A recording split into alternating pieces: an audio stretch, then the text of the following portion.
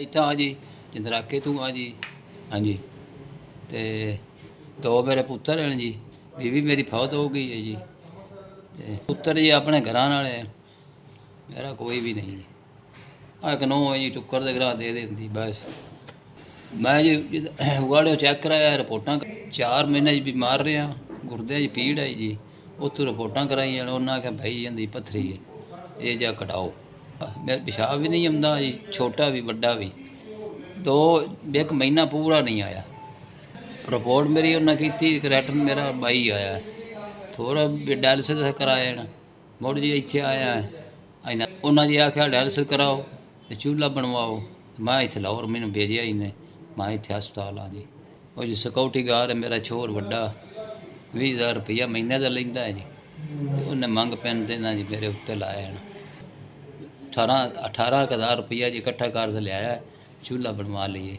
उस थोड़ी जी इन्हें मेरे नालियाँ पाइया डॉक्टर आए जी वो नालियाँ पा दे ना जी उन्हें मेरे गुरदे थोड़े जे उत्ते चाहे गुरदे मेरे छल पैन जी पेशाब भी बिल्कुल जी ठीक हो गई। हाँ जी अगे मेरी लगी हुई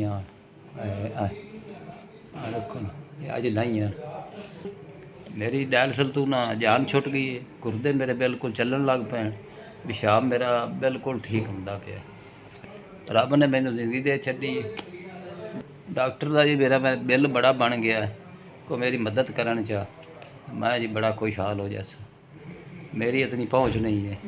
अजे 5 दिन हो गए जी मैनू इत्थे तबीयत मेरी बिल्कुल सही मैं कल का बुखार है तो मैं इत्थे पिया मेरे को पैसा नहीं है जी मैं डॉक्टर दे देना घर वग जाता तो तबीयत मेरी बिल्कुल खुशहाल है।